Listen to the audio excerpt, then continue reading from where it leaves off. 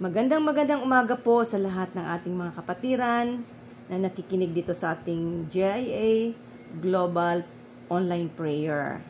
Ganon din sa ating mga host, faithful host. Magandang umaga sa inyong lahat.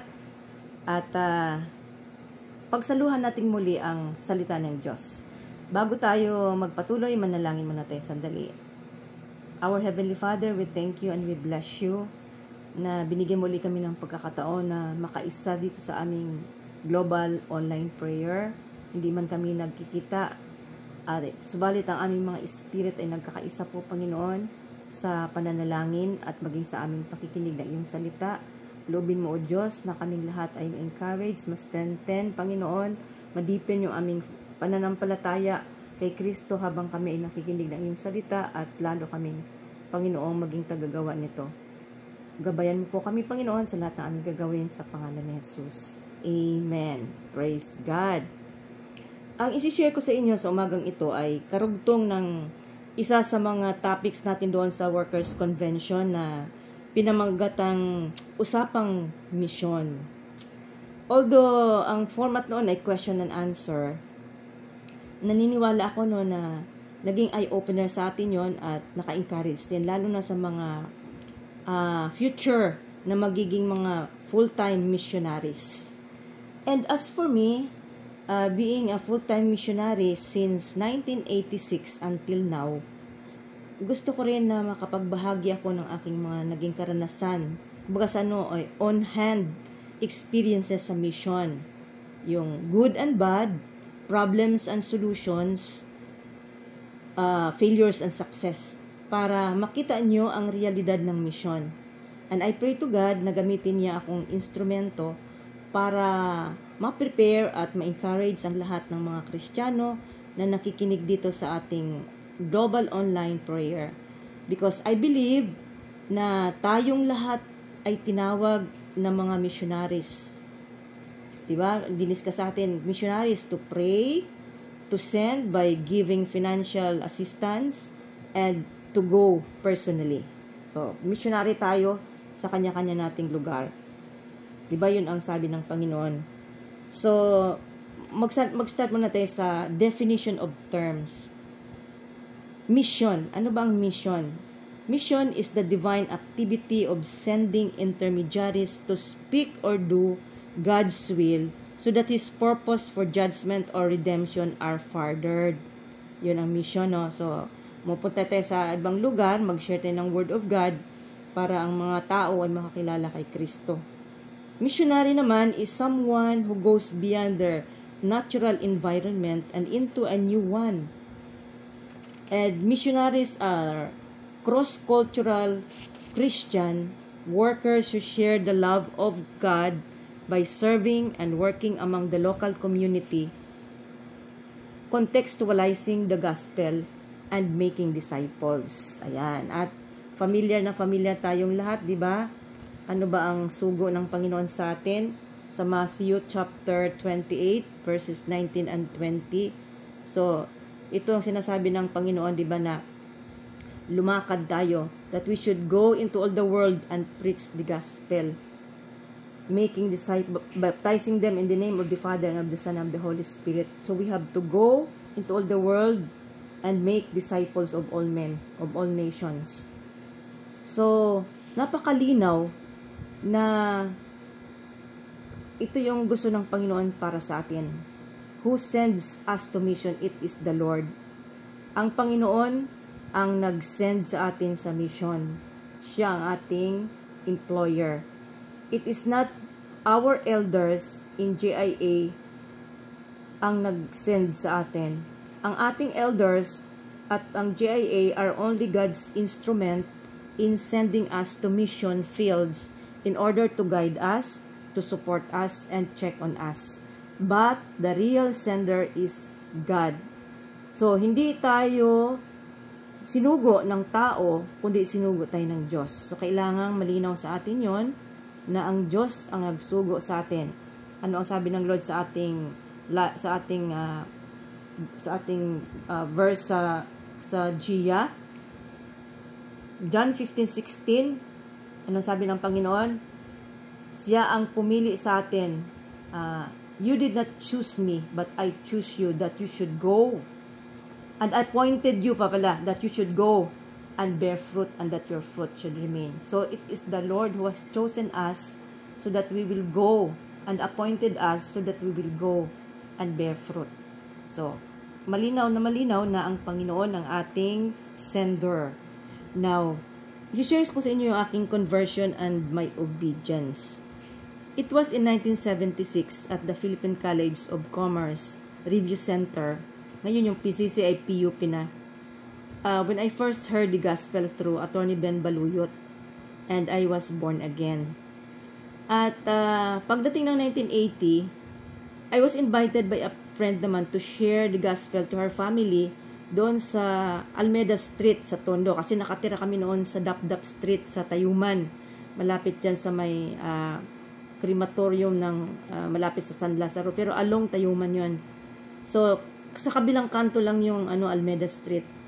And doon, nung nagpunta ako doon sa bahay ng friend ko, in-invite pa nila yung mga kapitbahay nila. That's why a community ministry was born. And then, noong 1986 naman, kinatok naman ni Lord ang puso ko for a full-time missionary outside Metro Manila. And ang ginawa ko, nag-install ng pastors, the late Pastor Bobby Ordillo, yun yung husband ni Pastora Rufi Ordillo. Pero namatay na siya, no? Kinuha na siya ni Lord. And then, as I left Almeda Community Ministry, later on, naging GIA Manila ito. Zone natin sa GIA Manila. And, together with my partner, Pastora Resurrection Rexy Santos, ay pinadala kami sa Aklan.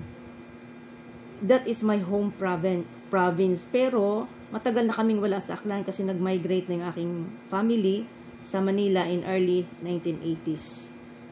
Now, sa aking pagsunod sa Panginoon, nakita ko na ang mission field is the best teacher. At marami ako ditong natutuhan at na-experience na mga pagpapala. Marami rin akong na-experience na mga pagsubok, maraming mga kahirapan, maraming mga kasiyahan. Kompleto sa Ricardos talaga. So, gusto kong ipakita sa inyo na ito ang realidad ng mission. Ito yung aking karanasan. Adjustments, there are so many adjustments alongside the missionary work. Mga kapatid, pakatandaan ninyo ito ha. Kahit saang lugar kayo tinawag bilang isang Kristiyano upang magmisyon, sa bahay nyo man, kapitbahay, kapitlugar, sa opisina, wherever you are, tinawag ka ng Lord. Dapat natin laging ipamuhay at ipractice ang Galatians 2:20. Ano ba yung Galatians 2:20? Hindi na ako ang nabubuhay. Sabi ganoon, San Pablo, no? Hindi na ako ang nabubuhay ngayon, kundi si Kristo na ang nabubuhay sa akin. At yung sinasabi naman sa 2 Corinthians 5:17, kaya't kung nakipag-isa ka kay Kristo, ang isang tao, isa na siyang bagong nilalang. Wala nang dati niyang pagkatao. Sa halip, ito'y napalitan na ng bago. Diba sa English, if any man be in Christ, he is a new creation. Old things are passed away. Behold, all things become new. Bakit kailangang ipamuhay natin ang salita na ito ng Diyos? Kasi sa mission, marami tayong makakasalamuhang mga tao. Makakasama natin sa bahay na galing sa iba't ibang family background, iba't ibang lifestyle, iba't ibang temperaments, iba't ibang character, iba't ibang attitudes. Marami din tayong akala at assumption tungkol sa pagiging Kristiyano. Akala natin dahil pareho tayong mga Kristiyano ay magkakaintindihan tayo ng lubusan. Akala natin ay madali nating malalampasan ang mga problema. Subalit sa practical na buhay, tingnan nyo ha, observe nyo rin sarili nyo. Diba kapag unbeliever yung nakagawa ng hindi mabuti sa atin, ay madali tayo makaget over. Kasi unbeliever yun eh. Subalit kapag kapwa natin Kristiyano ang nakagawa ng hindi mabuti sa atin, ay naku, may aray na, may sablay pa. Parang ang hirap palampasin. Kasi, Kristiyano siya. Akala ko ba Kristiyano ka? Bakit ka ganyan? Ganyan pa yung ating mga We are seeking perfection in others, but we fail to see our own weaknesses. Yan ang problema sa atin. Nakikita natin yung kahinaan ng iba, pero minsan hindi natin nakikita kung ano yung ating problema. So, isi-share ko dito sa umpisa yung sa Almeda Community Ministry. Noong araw, doon sa Almeda Street, hindi pa ngayong malaki na yung karsada, inayos na eh. Ano pa yan doon, parang looban lang siya. Tapos, yung mga bahay magkadikit-dikit, maliit lang yung pasilyong dinadaanan. Sa tuwing pumupunta ako doon sa Bible study, tuwing Huwebes ang Bible study namin, ay, nakikiraan pa ako doon sa mga lalaking nag-uumpukan, nag-iinuman. Malimit yon na nag-iinuman sila doon. So, parang nangingimi akong dumaan doon. Pero lagi ako nagpipray kay Lord. At alam nyo, talagang napakabuti ng Panginoon, no? Na talagang ang protection niya at ang favor niya ay nasa akin ng panahon yun. Kailanman hindi ako binastos ng mga lasing na yun. Pag dumarating ako at dadaan, sasabihin niya, oy, padaanin si ma'am. Ginaganon pa nila yung mga kasama. Oy, padaanin niyo po si ma'am. Ginaganon pa nila ako. So, natuwa ako sa Panginoon, no, na talagang pag nasa Panginoon tayo, makakaasa tayo na proteksyonan tayo ng Panginoon. Huwag tayong matakot.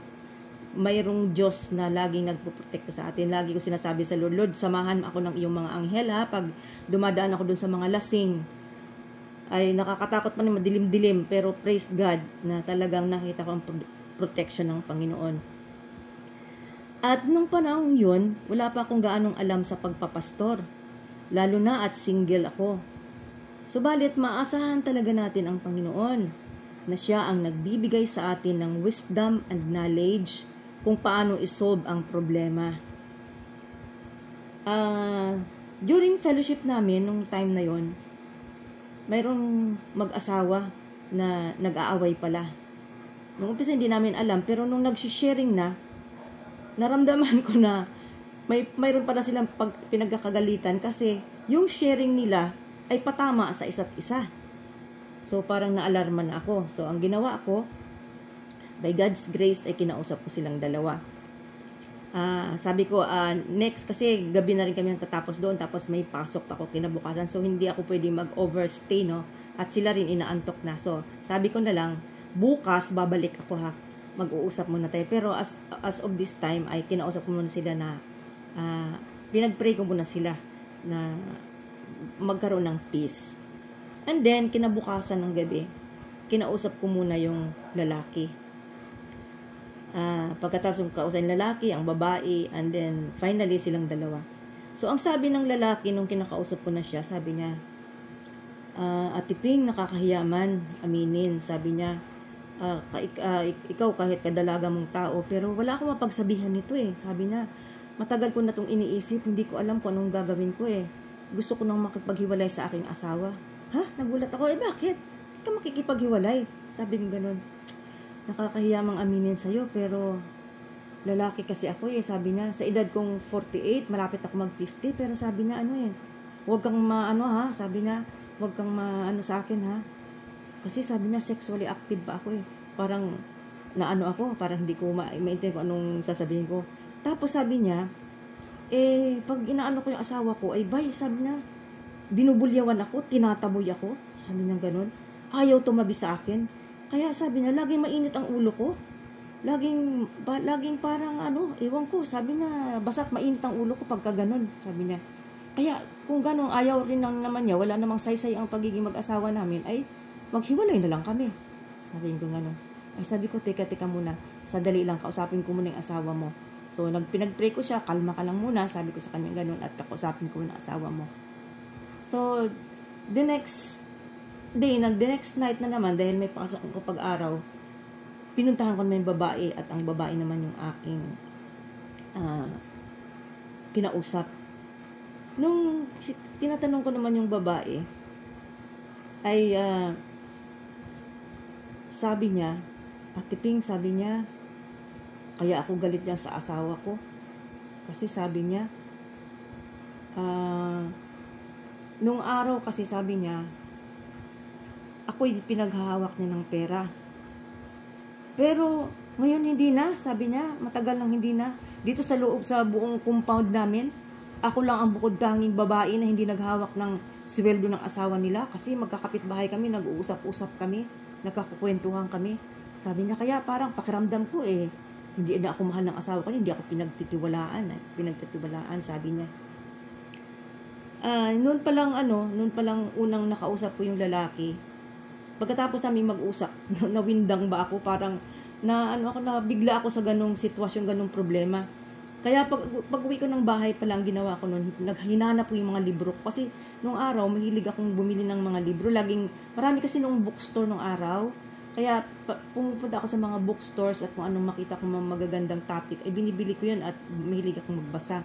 Marami akong books ni Dr. Harold Sala about husband and wife and family. So, pinag-aralan ko mabuti yun. Kasi, hindi ko alam kung naroon yung sasabihin ko doon sa lalaki.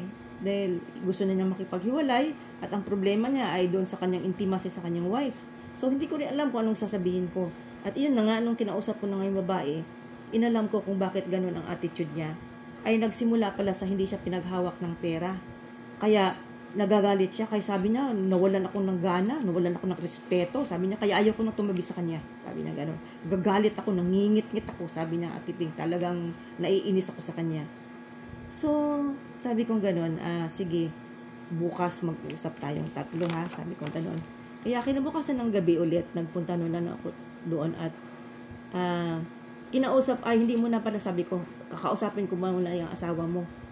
Kinausap ko na naman yung asawa niya at tinanong ko, bakit naman ganun ang ginawa nyo? Kasi katayong mga Pilipino, kaugalian, na ang babae ang naghawak ng pera, pagkasweldo ng lalaki, ay iniintrega sa babae at ang babae naghawak ng pera. Yun ang parang tradisyon ng mga Pilipino nung araw pero ngayon yata hindi na kanya-kanya na. Pero nung araw ganun. Sabi niya, Atiping naman, paano ba namang hindi ako ang maghawak ng pera? Nung araw, siya nga ang pinaghawak ko ng pera. Pero naman ay lagi ako namumroblema kasi kinsenas at katapusan yung sweldo.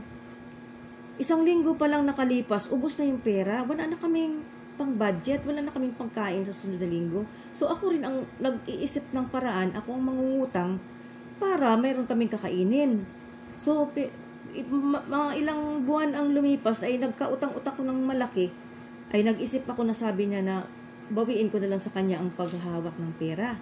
Kaya sinabi daw niya na ako na lang muna ulit ang maghawak ng pera. Yun pala, sumama ang loob ng asawa niya. At hindi sila nagkaintindihan. So, talagang kumbaga sa ay ang pinag-ugatan ng problema ay tungkol sa hindi paghawak ng pera. Kaya susunod na night uli, 2 na silang kinausap ko. Nang kinausap ko sa kanila, in-explain ko yung problema nila sa isa't isa, lahat ng sinabi nila sa akin, sinabi ko sa kanilang ganito. At sabi ko, in-encourage ko silang 2. Sabi ko sa kanilang 2, kailangang magpatawaran kayo. Kayo ay pinag-isa ng Diyos at hindi kayo dapat maghiwalay. At kung ano man ang inyong mga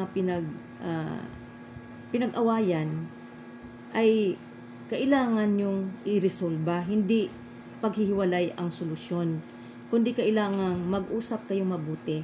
At in-explain ko na sa babae, kaya ka naman pala hindi na pinagtiwala sa iyo. Hindi ka pala, hindi mo pala kayang mag-budget. Sabi ko ganoon. Sana maintindihan mo rin yung side ng asawa mo dahil siya yung naghahanap buhay. Siya rin yung nag-iisip ng paraan kung paano ulit magkaroon ng perang pang-budget kapag ubos na ang pera. So, in-explain ko sa kanya mabuti para maintindihan niya. Kasi parang hindi rin sa kanya masyadong na-explain kasi ng lalaki, basta't kinuha na lang sa kanya ang pagdadala ng pera, pero hindi masyadong lubos na in-explain na ganon. So, nung naintindihan naman ng babae na ganon, yun, nagpatawad na siya. At binasa ko sa kanila ang salita ng Diyos, no? Na sapagkat ang salita ng Diyos ang siyang nagbibigay lagi sa atin ng gabay sa lahat ng bagay. Kung baga sa ay wala akong alam, hindi ko alam kung ano sasabihin ko. Ang aking pinanghawakan lang ay ang salita ng Diyos. Kaya ang salita ng Diyos ang aking sinasabi sa kanila. Sa 1 Corinthians chapter 7, verses 3 to 5. Ganito ang nakasaad doon. Dapat to pa rin ng lalaki ang tungkulin niya sa kanyang asawa, at gayon din naman ang babae, sapagkat hindi na ang babae ang may karapatan sa sarili niyang katawan, kundi ang kanyang asawa. Gayon din naman, hindi na ang lalaki ang may karapatan sa sarili niyang katawan, kundi ang kanyang asawa. Huwag ninyong ipagkait ang inyong sarili sa isa't isa, malibang pagkasunduan ninyong huwag munang magsiping upang maiukol ninyo ang panahon sa pananalangin. Ngunit pagkatapos magsiping na muli kayo upang hindi kayo matukso ni Satanas dahil sa hindi na kayo nakapagpigil. So, yung salita ng Diyos, yung nagbibigay ng instruction sa kanila. Kasi wala rin naman akong alam dyan. Nakita ko doon na ang salita ng Diyos lang talaga ang ating panghawakan. At ito ang maisishare nating solusyon sa mga problema ng mga ating nasasakupan. At ang Ephesians chapter 4 verse 26, ang sabing ganun, kung magagalit man kayo, iwasan ninyo ang kayo'y magkasala. Huwag ninyong hayaang lumubog ang araw na galit pa rin kayo. So, i-explain ko sa kanila yon dahil kayo ay tumanggap na kay Jesus, bagong nilalang na kayo, at sinasabi natin na si Jesus na yung nabuhay sa ating sarili, si Jesus ay tinanggap nating Panginoon, pag Panginoon siya na ang masusunod. Kaya kailangan magpatawaran na kayo, at kapag kayo nagkagalit ay huwag niyong hayaan, sabi ng salita ng Diyos, na lumubog ang araw na nananatili pa rin kayong galit sa isa't isa. Kaya magpatawaran na kayo, at huwag ninyong ipagkait ang inyong sarili sa isa't isa, kasi yun ang sinasabi ng salita ng Diyos. At sinasabi pa sa mga babae, no, at sa mga maaaring may iba pang mga nakakarinig nito na ginagamit, huwag niyong gamitin yung sex as instrument for revenge para makaganti kayo sa inyong asawa, ay papahirapan nyo. Sabi nga doon ni Dr. Harold Sela ay ano daw, ang sex daw kasi sa lalaki is like a river na mabilis ang agos. Ang sa babae naman is like an ocean na okay lang, kalma lang, pwedeng wala, pwedeng meron. Pero sa lalaki it's a need talaga, iba ang dating. Kaya iyon ang inexplain ko doon sa mag-asawang babae at lalaki. And praise God na after that, sila naman ay sumunod sa salita ng Diyos at nasolve ang problema. Kaya napakabuti ng Diyos, no? So, yung lesson kong na-learn doon, yung dependency on God. Pag may mga bagay na hindi natin alam, mag-depend lang tayo sa Panginoon. And then, being prayerful, talagang grabe ang prayer ko nun sa Lord. Kasi hindi ko nga alam kung anong gagawin ko, anong sasabihin ko eh. Tsaka yung self-education. Kaya, ang ginawa ko, talagang nag-interview pa ako sa aking mga kapatid na mga may asawa, pati nanay, tatay ko, in-interview ko pa yung about practicality in family life.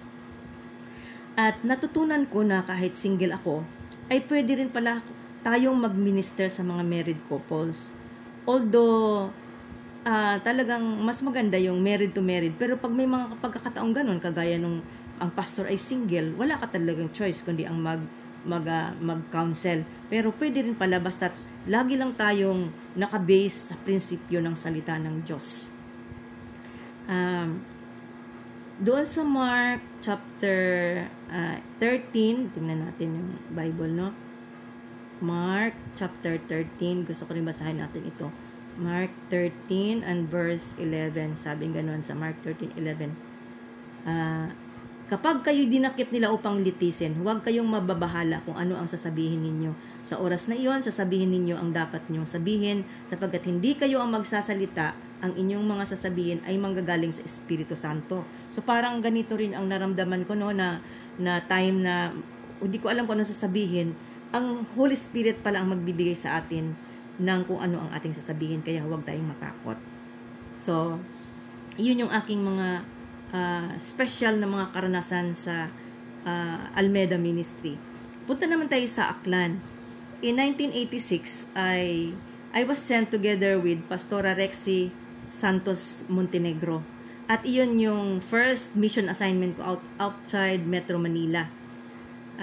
Sabi ko nga, nag-migrate na kami sa Maynila, kaya matagal na akong wala sa Aklan. Wala na rin yung mga parents ko doon. Kaya nag-stay kami ni Rexy doon sa kapital ng Aklan, yung Kalibo. At doon ko naranasan ang maraming blessings at miracles. Praise the Lord. Talaga namang napakabuti ng Diyos, ano? Dahil noong panahon yon, mabagal pa ang dating ng pera sa bangko. Dumating ang araw noon na pagpunta namin ni Rex sa bangko ay wala pa rin yung pera namin. Tapos, wala na kaming bigas, wala na kaming pera. Then, every morning kami ay may devotion. So, pagkatapos namin mag-devotion, nag-usap kami dalawa. Sabi ko, Rex, wala na talaga tayong bigas, wala na rin talaga tayong pera. Ay, mag-fasting na lang muna tayo ngayong tanghali. Kasi nung hapon lang namin tiningnan ang bangko ay walang laman. So, nakakaya namang ngayong umaga, pupunta kami ulit. So, sabi kong gano'n, mag-fasting lang tayo ng lunch. Tapos, sa hapon, tingnan natin uli, baka sakali. Sabi gano'n. So, na kaming dalawa, mag-fast. Nakasundo na kami at naka-ready na kaming mag-fast. At sa hapon na lang ay pupuntahan namin ang bangko uli. Then, maya-maya may kumatok sa pinto. Tapos, tinawag yung pangalan na, Rexy, Ping! Anong ginagawa nyo? Pagbukas namin yung aming landlady. Sabi nga, oy, sabi na, ikaw pala, sabi nga ganun. Sabi na, ba't nandito ka? I-inviting ko sana kayo mamaya. Sabi na, mamayang tanghali, akyat kayo sa taas. Doon kayo mag-lunch. Bakit anong meron? May birthday ba? Wala naman. Basta naisipan ko lang na maghanda. Basta typan ko lang na mag-banding-banding tayo. Ha? Akyat kayo ha? Sabi ganon. Huwag kayong mahiya, sabi na. Oo, sige, sabi namin ganon. So talagang hindi na kami nagpakipot. Oo, agad ang sagot namin. Kasi alam mo naman, hindi niya alam na wala pala kaming tanghalian. Kaya oo agad. Tapos, pag alis niya, grabe yung ngiti namin ni Rex hanggang tenga. At talagang tawanan kaming dalawa at nag-appear pa kami. Sabi namin, wow, praise the Lord. Talagang napakabuti ng Panginoon. Answered prayer tayo. Hindi tayo magpa-fasting ngayong tanghali. May pagkain, may binigay si Lord. And then, pagkatapos noon, nung bandang hapon, pumunta kami sa bangko. Ay, wala na naman. Hiyang-hiya na kami sa bangko. Lagi na kami punta na po. Ay, wala na naman. Naku, talagang matutuloy na yung fasting natin, Ate Ping, sabi ni Rexy sa akin. Oo, mamayang gabi magpa-fasting na talaga tayo. Dahil wala na talaga tayong pera, wala rin tayong bigas na. Di naka-gear na naman kami mag-fasting. Tapos, mga bandang hapon yon, siguro mga between 4 or 5 yon ng hapon. Biglang may kumatok na naman. At yung pagtawag sa mga pangalan namin ay Buo, Resurrection Santos, Philna Bonifacio, ganun. Di labas kaming dalawa. Sabi namin, sino kaya itong tumatawag? Hindi namin kilala ang boses. Paglabas namin, konduktor pala siya ng minibus. May mga minibus kasi noon na nagbabiyahe mula Capiz at Calibo. Capiz, Calibo yon, Rojas City. And then, may dalang isang kalahating sakong bigas. Tapos sabi niya, para sa inyo. Di, pag alis na niya, binuksan ko. Kalahating sakong bigas nga. Ang laman, mayroon pang dried fish, yung tawag sa Bisaya ay bulad, dried fish. Tapos may sardinas pa. Tapos mayroon pang sitaw. At mayroon pang bawang at sibuyas. Naku, talagang tuwan-tuwa kami ni Rexy. Kumpletos ricados talaga si Lord pag nag-provide. Praise the Lord. Talagang we can never outgive God. When we give ourselves to God, para mag-glorify siya sa ating buhay pag tayo naglilingkod sa Kanya. Hindi niya tayo pababayaang magutom. Talagang hindi niya kami pinabayaang magutom. Pinagpala kami. Talagang kumpletos ricados pa. Hallelujah. Kaya wala talaga kaming mapagsidlan ng tuwa at saya. Kasi, kung talagang hindi si Lord yun, kanino galing yun? Kasi hindi naman alam nung friend namin na wala kaming pagkain. Kasi hindi pa naman uso noon yung cellphone na tatawag kami at magpapapray. O wala pa naman, hindi pa na uso yung Facebook na magpo-post na hungry. Walang mga ganun. Letter lang at saka telegrama nung araw. So walang nakakaalam na kami ay walang pagkain. Kaming dalawa lang nagpipray. At kaming dalawa na nagtatawanan. Praise the Lord. Pero talagang nakita namin na ang Lord He orchestrated that situation na tinatch na yung friend namin. Siya pang ginamit from Rojas City pa, malayo pa, ang ginamit niya para padalhan kami. Kasi naisip ko, kung hindi galing sa Diyos yun, bakit hindi dumating yung supply nung mayroon pa kami? Kung saan wala kami, saka dumating ang supply. So, kitang-kita mo talaga yung hand ng Lord dahil siya ang nakakaalam sa lahat ng bagay. Kaya mga kapatid, talagang napakalinaw ang sinasabi ng Panginoon sa kanyang salita. I will never leave you nor forsake you. He is the Jehovah Jireh who provides.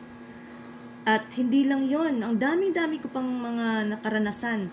Pagka wala akong pera, alam nyo mga kapatid, may sulat na dumarating sa akin at may lamang pera. Kasi nung araw, safe pa magpadala ng pera sa sulat. Kaya naranasan ko yan na pag mga wala akong pera, ay dumadating yung pagpapala ng Diyos. Kaya kailangan huwag tayong matakot. Anuman ang sitwasyon ng ating dadanasin, ay hindi tayo dapat matakot sapagkat ang ating Diyos ay makapangyarihan. Siya ay nagmamahal. He is the best employer and He is the best Father who sees all our needs and He will fulfill our needs. So, dito ko lang muna puputulin at sa susunod naman ang karugtong. At medyo mahaba itong aking sharing. Ito, kapiranggot pa lang itong aking na-share. Kaya, sa susunod naman ulit, ito puro medyo maganda, pero may mga pagsubok sa susunod, mga pagsubok na aming naranasan at kung paano namin napagtagumpayan, paano ko napagtagumpayan. Kaya, stay tuned mga kapatid. At sa ngayon ay goodbye muna and God bless you all. Father, we thank you and we bless you na ikaw ang patuloy na kikilos sa bawat isa sa amin. Ikaw ang patuloy na magpapala sa amin pong prayer.